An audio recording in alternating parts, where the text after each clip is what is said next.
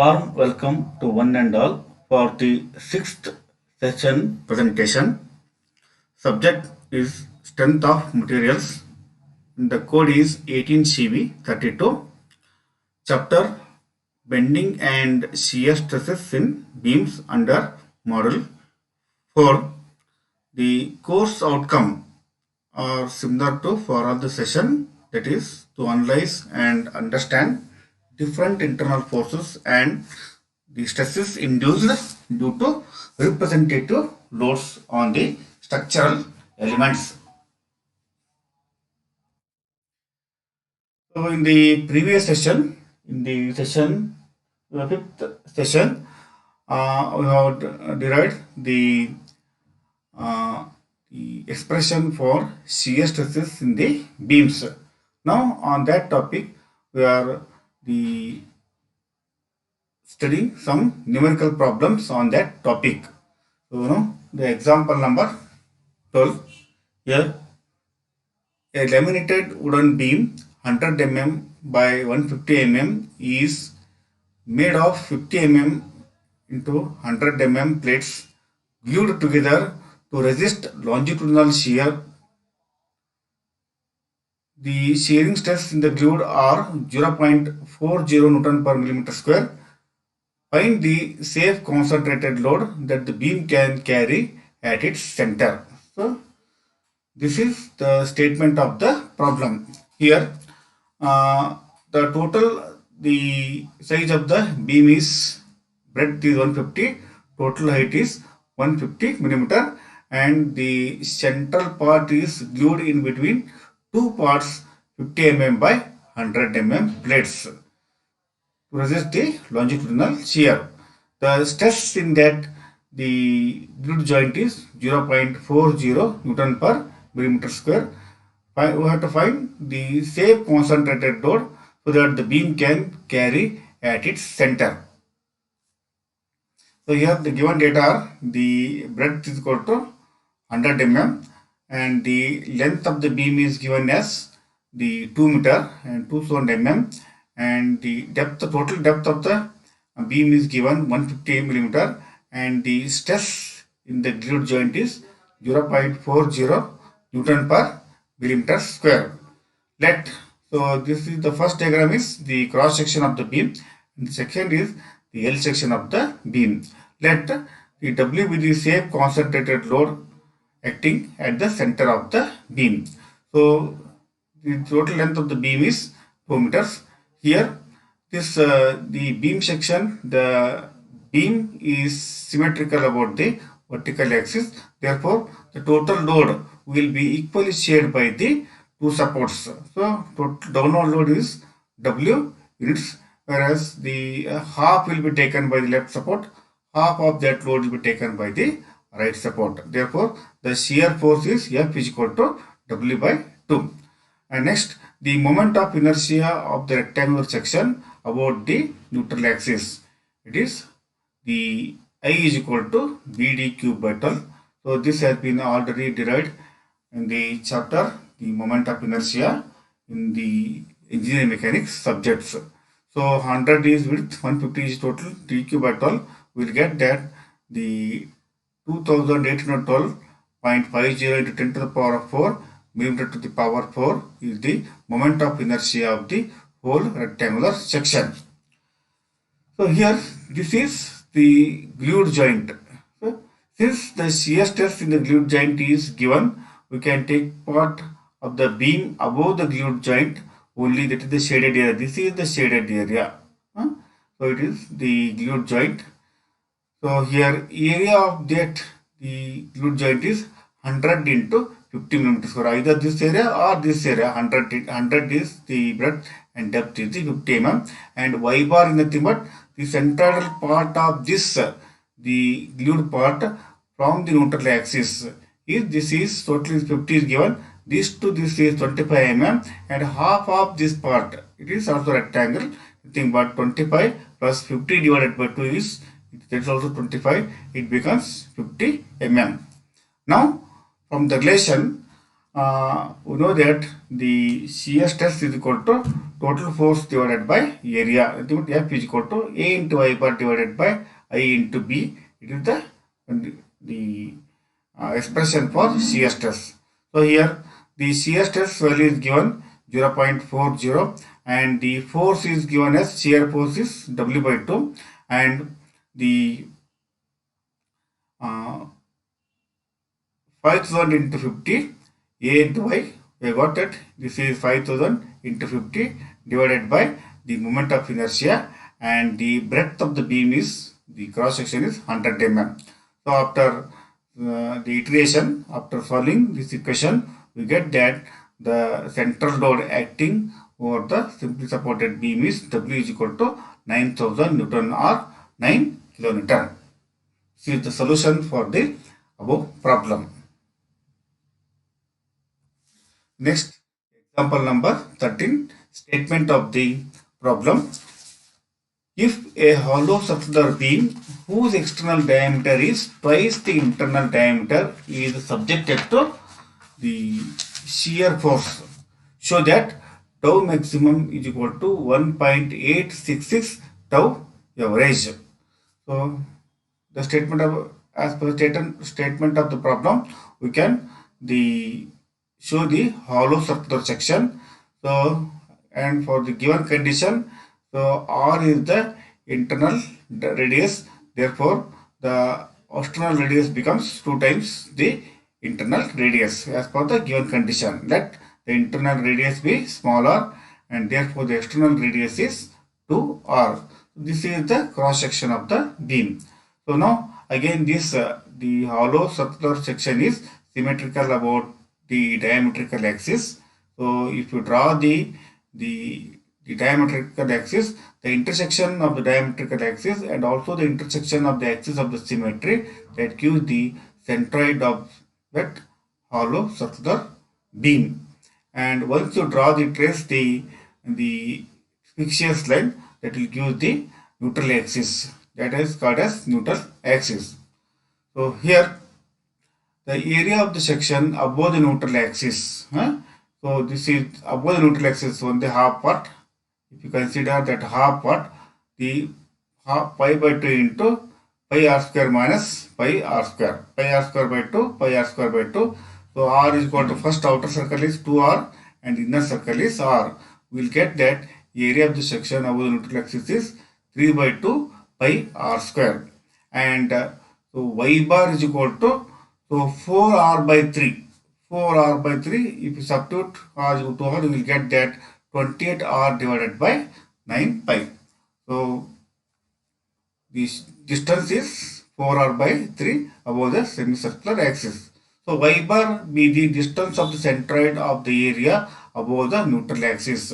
And let A1 and A2 be the corresponding areas of the outer circle as well as the inner circle. So here y1 and y2 be the corresponding distance of the centroid of the outer circle as well as the inner circle. So here A1 is equal to, so half of pi r square. Pi r square is equal to r is equal to 2r for external the circle, and A2 is equal to half of pi r square. Inner circle the radius is r, and y1 is equal to 4r by 3 pi for the outer circle. 4r, r is equal to again 2 times the internal radius. Similarly, y2 is the 4r by 3 pi, whatever r is equal to r. So here I is the moment of inertia of the hollow circular section about its neutral axis. I NA is equal to, so moment of inertia of the outer circle minus moment of inertia of the inner circle. After substituting the value, outer circle the radius is 2 times the inner radius and the inner circle is whatever the radius. So that gives 15 pi r to the power of 4 divided by 4. Let B be the width of the cross section at the neutral axis. This is the width of the cross section at the neutral axis. This part is the width of the neutral axis because this is a solid part. So nothing but here the 2 times 2r minus r. 2r minus r is equal gives the width of the solid section. There are two symmetrical cases are there. Therefore, it has been multiplied by 2r two times.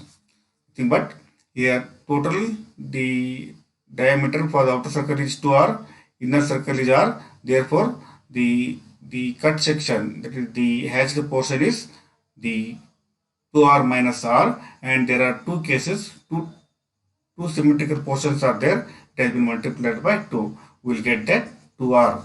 So from the equation, so the shear stress about the neutral axis will be given by the expression F A into I bar divided by I into B. Substituting all the values, so F is there, I is there, breadth is there, area is there, Y bar is there.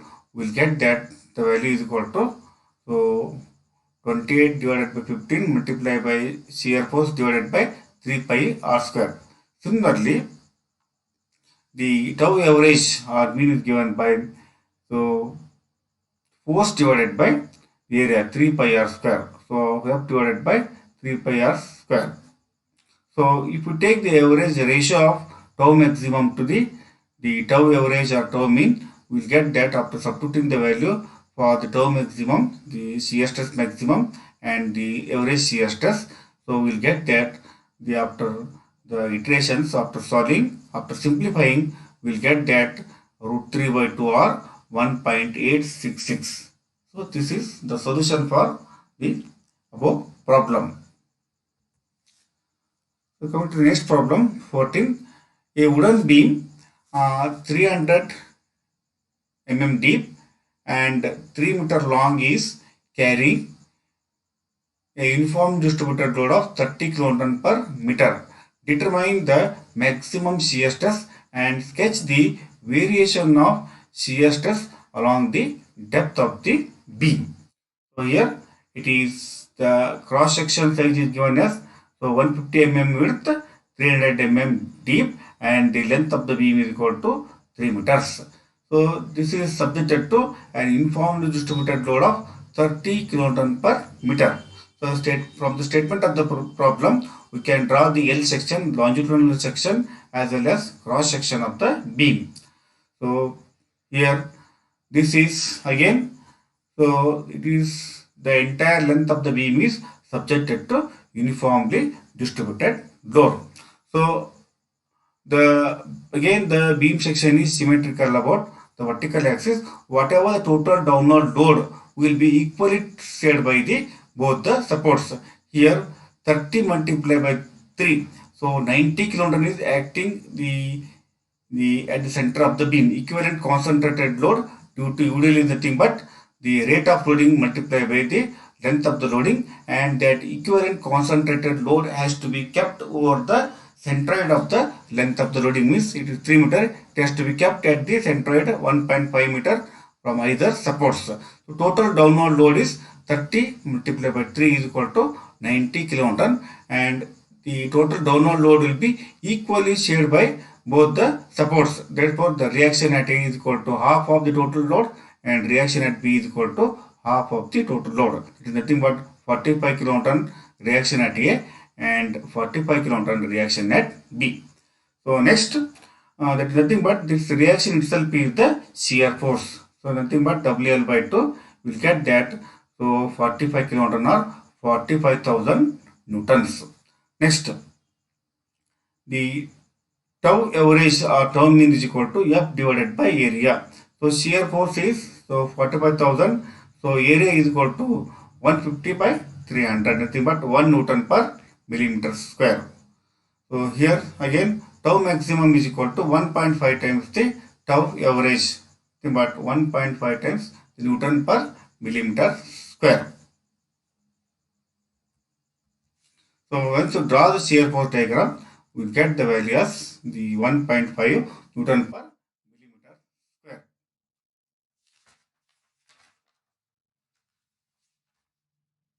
This is the solution for the above problem.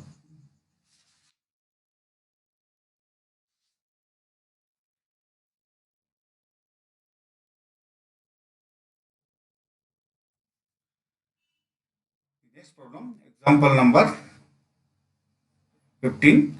A simply supported beam 100 mm by 200 mm carries a central concentrated load capital W.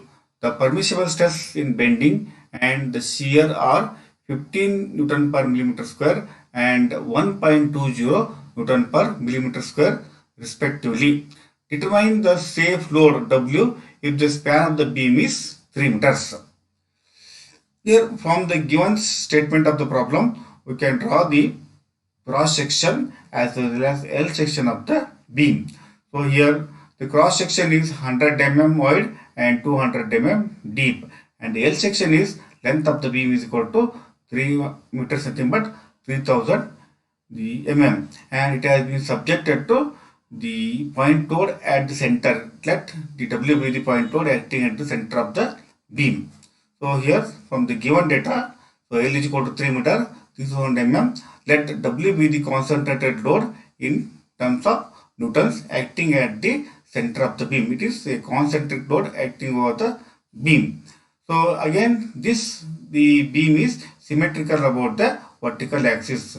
Therefore, the total downward load will be equally shared by the two supports so as to maintain the equilibrium condition. Means whatever the total downward load W will be, the half will be taken by the vertical reaction at A and half will be taken at the vertical reaction at B.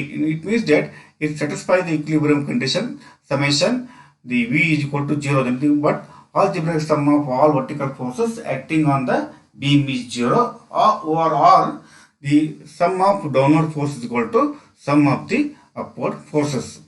So here, as I told that due to the excess of symmetry, the reactions are VA is equal to VB is equal to W by 2, nothing but half the total load. So this is nothing but the shear force. Maximum shear force is now WL by 2, and the maximum bending moment so is acting under the load. So moment at this point is equal to force into perpendicular distance. Force is WL by 2 and distance is the L by 2, nothing but WL by 4. WL by 2 multiplied by L by 2 is equal to WL by 4. So from that one we will get that 750 W Newton millimeters. So otherwise, so we know the formula for the bending moment for a simply supported beam carrying concentrated load at its center is WL by 4. So first case 1, the maximum concentrated load from bending moment consideration.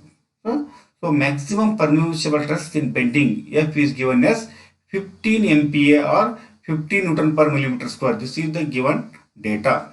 So we know that from the Euler-Bernoulli bending equation, M by A is equal to F by Y. So substitute the known values in this equation. We'll get that M is equal to 450 W, and it is BD cube by 12. I is equal to BD cube by 12 and 15 divided by 200 divided by 2. So that the value is W is equal to 13,333.33 newtons. So this is the concentrated load acting at the bender from bending stress consideration. In the second case, the maximum concentrated load from shear stress consideration. So now again the maximum permissible shear stress, tau maximum, is given as 1.20 Newton per millimeter square. It has been written as 1.20 MPa, megapascal. So here 1 megapascal is equal to 1 Newton per the millimeter square. So for rectangular cross section, so tau maximum is equal to tau average is 3 by 2. It is already derived in the earlier cases. In the session number 6, it has been derived that the maximum shear stress to the average shear stress is 1.5 times. So or the maximum shear stress will be equal to the 1.5 times the average shear stress. So this is nothing but tau maximum is equal to 3 by 2 tau average. So that substituting the values, the tau maximum is given as 1.2 and 3 by 2, and the tau average is equal to F divided by BD. So B into D, we know the value of this one, and therefore it is F is equal to 0.5 W. so that the after the substituting all the values, the unknown W can be found as equal to 32,000 newtons or 32 kilo Newton. This is the solution for the problem. So example number 16. So a T section of flange 120 millimeter by 12 mm and overall depth is 200 mm with 12 mm web thickness is loaded such that at a section it has a moment of 20 kilonewton meter and a shear force of 120 kilonewton. Sketch the bending and shear stress distribution diagram marking the silent point values. So here the capital T section is there, flange size is given, overall depth is given and thickness of the web is also given. By these data we have to draw the cross section of the T section. Here 120 mm is the breadth and the thickness is 12 mm and overall depth of the section is 200 mm and thickness of the web is given as 12 mm. This is the cross section of the T beam. So also the moment acting the about neutral axis is 20 kilonewton meter and the shear force the also is given is 120 kilonewton. We have to sketch the bending stress distribution diagram as well as the shear stress distribution diagram. So here this is only symmetrical about the vertical axis. Therefore, the centroid will be lying on the vertical axis. Nothing but x bar is 0. We have to find only y bar. So from the first principle, we have to find the y bar of that given T section. So after finding the substituting all the values for the y bar, I got that y bar is equal to 136.80 mm from the x-axis. This is the reference bottom x-axis as taken as the benchmark. With respect to this one, the centroid of the T section will be 136.80 mm y bar from the bottom face or x-axis. Over R, it is total depth is 200 minus 136.80. We'll get that 68.40 from the top flange or top face. Both values you can get. So now the moment of inertia of the T section is about the neutral axis is nothing but moment of inertia of the flange about the neutral axis. Moment of inertia of this flange plus moment of inertia of the web portion about the neutral axis. So by applying that condition, nothing but I about NA is equal to I about the central axis plus the area into h square. Similarly, for the web portion, so the I about the centroid plus the area into h square gives the final value will be INA is equal to 15,45,000. We'll get that 15.45 into 10 to the power of 6 millimeter to the power 4. So now we find the bending stress.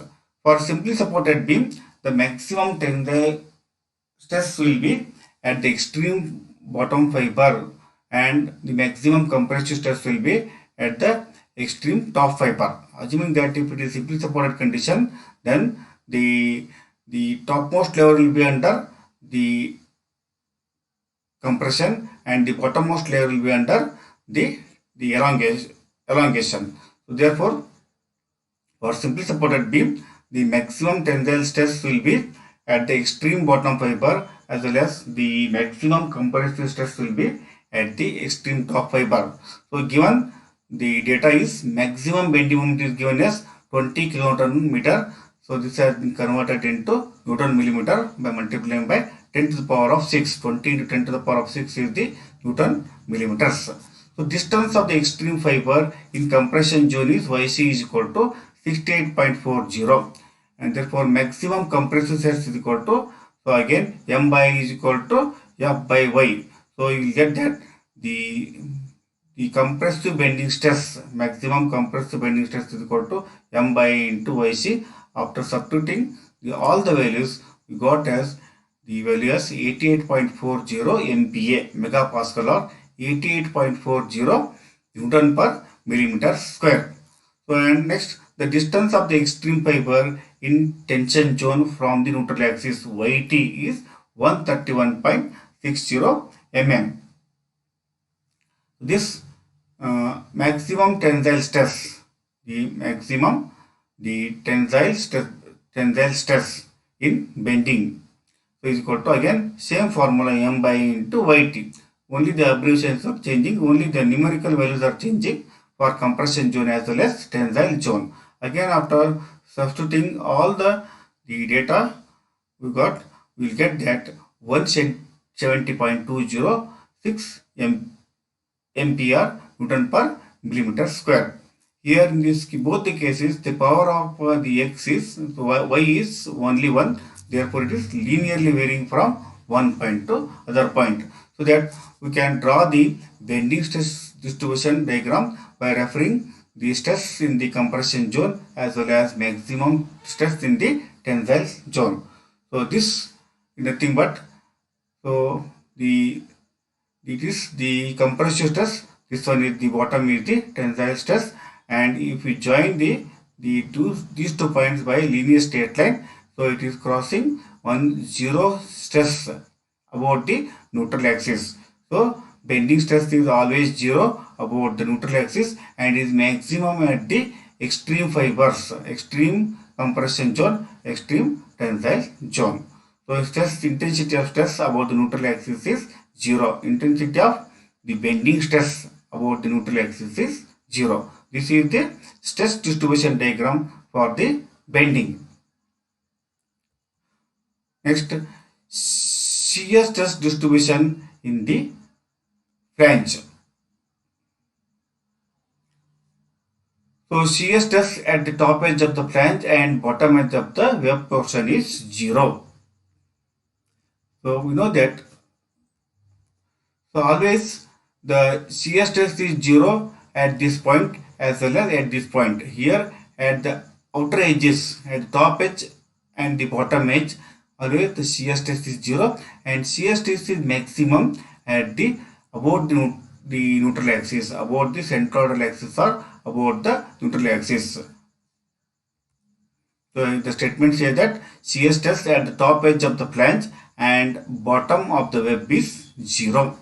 Shear stress in the flange just at the junction of the flange and the web is given by the formula tau is equal to FAY divided by IB, nothing but. So it is the shear stress at this junction, at the junction of the bottom of the flange and the top of the web. This at this point we have to find the shear stress. So area is equal to 120 into 12, so 1440 millimeter square, and breadth is we have taken as width of the flange is 120 mm and the shear force value, this is the given data, is 120 kilonewton. So y bar is the distance of the centroid of the area of the flange from the neutral axis. So total the YC value is 68.40 minus half of that flange thickness is 12 by divided by 2 is will get as 62.40 mm. After substituting these all the values in the shear stress expression, we will get that the shear stress is 5.81276 Newton per millimeter square or megapascal. This is the shear stress at the junction of bottom of the flange and web is 5.81 Newton per millimeter square. Next is shear stress distribution in the web portion. So the shear stress in the web is just at the junction of the web and the flange will be suddenly increases from 5.812 Newton per millimeter square to 5.812 into 120 divided by 2 is nothing but 58.12 Newton per millimeter square. So just it is changing from 122 divided by 12 because the thickness of the web is 12 mm. Next, maximum shear stress, tau maximum. So shear stress is maximum at the neutral axis, above the neutral axis, and is given by the equation tau maximum is equal to tau about Na is equal to F-A-Y divided by I into B. So A into Y is nothing but the moment of the area of the upper flange above the neutral axis plus moment of the area of the web above the neutral axis about the neutral axis. Nothing but, so we have to take the A into Y, moment of this flange above the neutral axis and moment of this portion, web portion above the neutral axis. So here 120 into 12 is nothing but the area of the flange. So multiplied by central distance is 68.40 minus 12 divided by 2 is equal to 6 plus 68.40 is the again the YC value minus 12 multiplied by 12 in bracket 68.40 minus 12 divided by 2. So nothing but area is the height of the portion, web portion above the neutral axis is 68.40 minus 12 multiplied by the thickness of the web, and again the central distance is 68.40 minus 12 divided by 2. This is the height of the web above the neutral axis divided by 2, half of at the central. This will get it as so 10.894 into 10 to the power of 5 for millimeter to the power 3. Next, the width of the web is 12 mm. Now substituting the value of AY, B, we will get that tau maximum is equal to also the given value is 120 is the shear force F value is also given. It is given in terms of kilonewton. We have to multiply by 1000 so as to convert that 120 kilonewton into 120 newtons.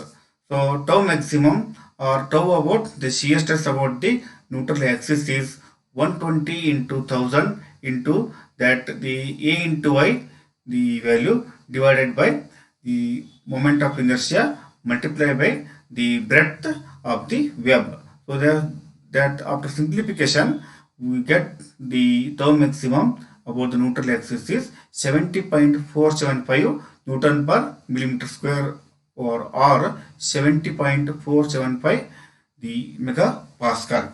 So this is the solution for the above problem, and after getting all these values we have to transfer these values in the form of diagrammatic representation in the for the shear stress distribution. Here whatever the shear stress at the top of the flange and bottom of the web is 0, and at this just at this junction we got the 5.81 is the shear stress value, and again suddenly it will increase because of the web portion increase by 5.81. It will be multiplied by 128 divided by the 12 mm. It has given, it will come around 58.12 Newton per meter square, and again the maximum shear stress will be always the about the neutral axis or about the centroidal axis. So this value we got as 70.975, and the variation is parabolic one because since the power of y is equal to it is 2, we got the parabolic variation of the stress distribution. So for the above problem, it is the cross section. This is the bending stress distribution diagram, and this is the shear stress distribution diagram.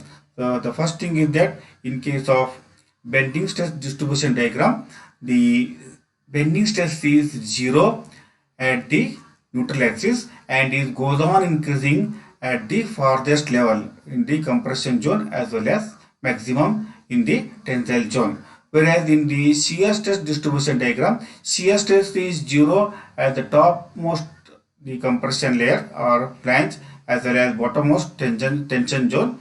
It is the web portion, and it will be maximum about the neutral axis. So these are all the typical problems on the shear stress distribution expressions. So thank you.